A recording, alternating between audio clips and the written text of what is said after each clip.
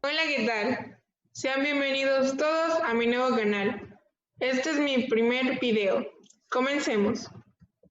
El tema de hoy será carga puntual en un fluido dieléctrico.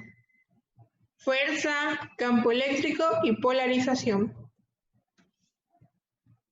Yo soy estudiante en el Instituto Tecnológico de Veracruz. Curso la carrera de Ingeniería Eléctrica, cuarto semestre. En la materia Teoría Electromagnética por el ingeniero Blanca Iris Zárate Santiago. Soy Alejandra Carvajal Santos. Introducción. Antes de abarcar el tema en específico, se tienen que conocer las definiciones. Así que para un breve repaso, vamos a ver qué es una carga puntual. Una carga puntual es una carga eléctrica hipotética, de magnitud finita, contenida en un punto geométrico carente de toda dimensión. Esta suposición resulta muy práctica al resolver problemas de electrostática, pues los efectos derivados de una distribución de cargas en un espacio finito se anulan y el problema se simplifica enormemente. Ya que el punto no tiene volumen, superficie ni longitud, la densidad lineal de superficie o volumétrica de una carga puntual de magnitud finita es infinita. Así que las cargas puntuales no existen en realidad. De cualquier modo, al resolver un problema donde las dimensiones reales del espacio en el que está o están contenidas las cargas son despreciables, comparándolas con otras dadas por el problema, resulta muy útil considerar las cargas como puntuales. ¿Qué es un fluido dieléctrico?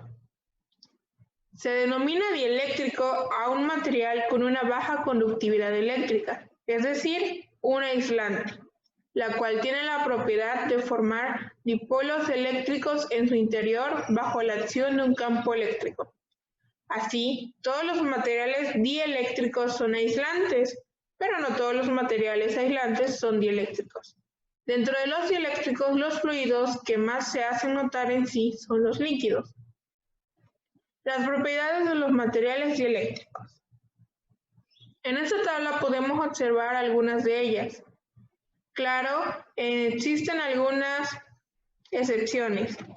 Para materiales como vidrio y madera, la composición química varía. De ahí el intervalo de constantes dieléctricas no debe deducirse que el material es no lineal.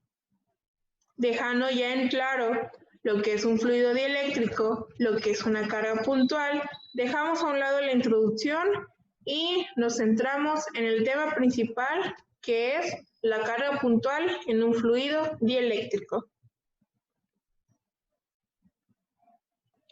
Es importante conocer que uno de los problemas más sencillos que podríamos considerar en el que interviene un dieléctrico es en el de una carga puntual Q. Es un medio isótropo homogéneo de extensión infinita. El medio dieléctrico se supondrá lineal y se caracterizará por una constante dieléctrica K. Para abarcar los subtemas dentro de esta exposición, vamos a ver lo que es la fuerza en un fluido dieléctrico.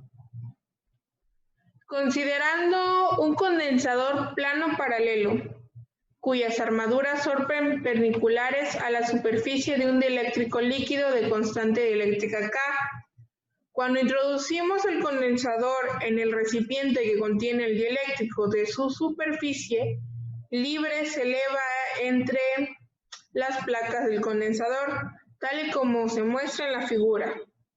Sean A y B las dimensiones de la placa rectangular, si el dieléctrico está introducido una longitud X en el condensador, su capacidad es la suma de las capacidades de dos condensadores, uno de longitud X con dieléctrico y otro de longitud A menos X en el vacío.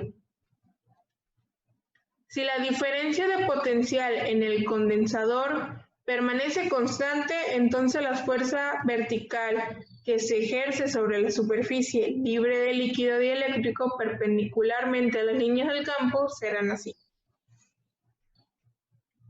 En otro caso, en el equilibrio, la fuerza que ejerce el campo eléctrico sobre el dieléctrico Fx se iguala al peso de la columna de líquido. Dando esto, la presión en la superficie de separación entre dos medios dieléctricos es proporcional al cuadrado de la intensidad del campo eléctrico. Regresando el tema general, vamos a ir con el campo eléctrico. El campo eléctrico en un dieléctrico. Antes de que podamos escribir una expresión para el campo eléctrico dentro de un medio, es necesario definirlo con precisión. Lo que nos interesa es el campo eléctrico macroscópico, es decir, el campo eléctrico promedio en una pequeña región del fluido dieléctrico que, sin embargo, contiene un gran número de moléculas. Un enfoque alternativo y tal vez preferible es definir el campo eléctrico directamente en términos de un experimento macroscópico. El campo eléctrico macroscópico es la fuerza por unidad de carga sobre una carga de prueba sumergida en el dieléctrico. En el límite en el que se encarga la prueba es tan pequeña que no afecta por sí misma la distribución de carga.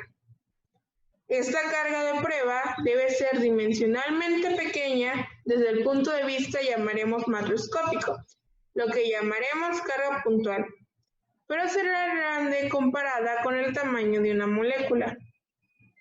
Aunque lo anterior dicho se puede considerar como la definición fundamental del campo eléctrico macroscópico, es difícil emplear esta definición directamente para obtener una expresión para el mismo campo, puesto que tendríamos que calcular la fuerza sobre un cuerpo cargado de gran tamaño y luego ir al límite a medida que disminuya el tamaño en el objeto.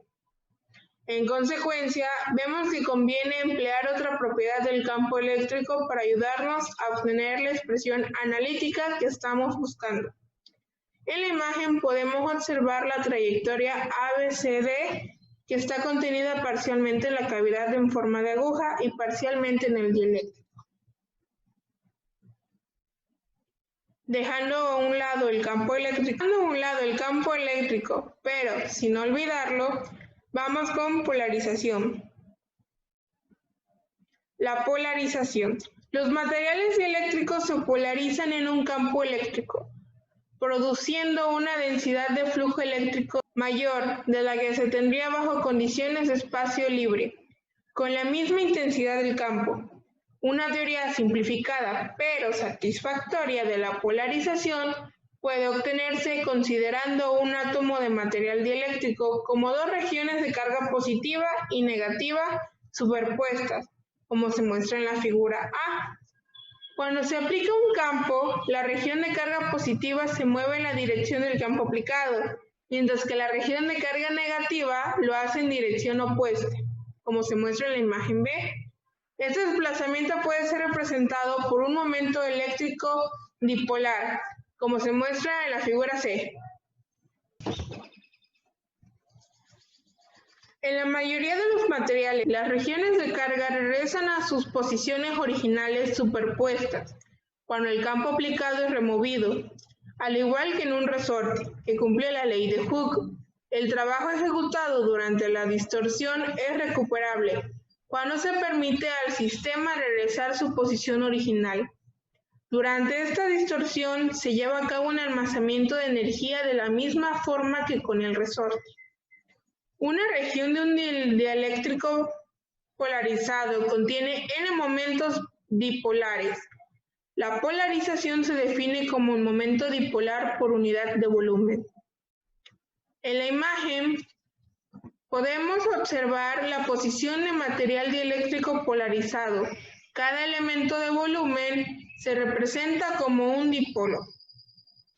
Esto hace suponer una distribución continua y uniforme de momentos eléctricos dipolares en todo el volumen, lo que, por supuesto, no se produce.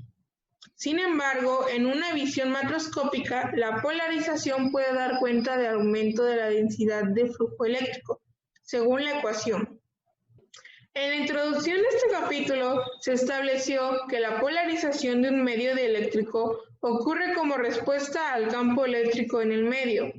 El grado de polarización depende no solo del campo eléctrico, sino también de las propiedades de las moléculas que forman el material dieléctrico.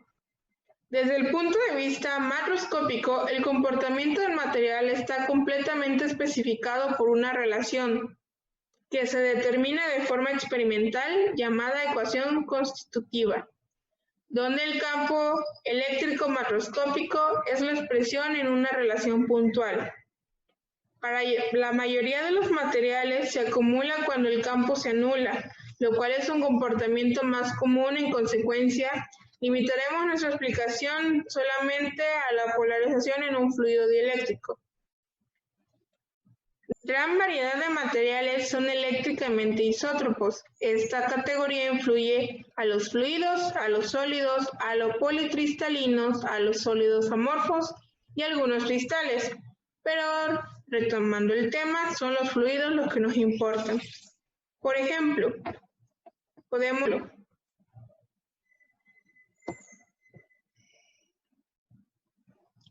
sea la carga puntual Q colocada en el origen en un fluido dieléctrico con constante eléctrica K, encuentre el campo en el fluido. Una solución sería, si la carga puntual que estuviera en el vacío, el campo eléctrico sería un campo radial puro, pero ya que el campo, el dieléctrico y la polarización son paralelos entre sí en cada punto, la naturaleza radial del campo no cambia por la presencia del medio.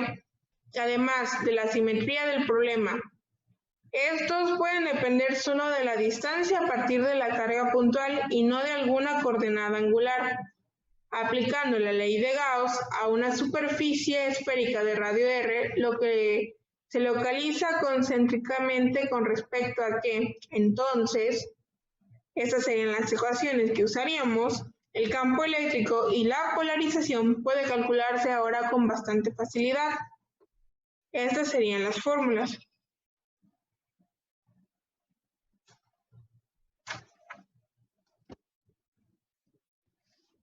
Por lo tanto, el campo eléctrico es mayor en un factor K de lo que sería si no hubiera medio. A estas alturas convendrá a mirar el problema con más detalle y tratar de ver por qué el dieléctrico ha debilitado el campo eléctrico. El campo es originado por toda la carga, la de la polarización y la externa. La carga total superficial de polarización está dada entonces por esta fórmula. La carga total aparece como una carga puntual desde el punto de vista macroscópico y ahora se ve claro por qué el campo eléctrico es menor en un factor K de lo que sería si no hubiera medio. Un diagrama esquemático de la carga puntual Q es un medio dieléctrico que se ilustraría en la siguiente imagen.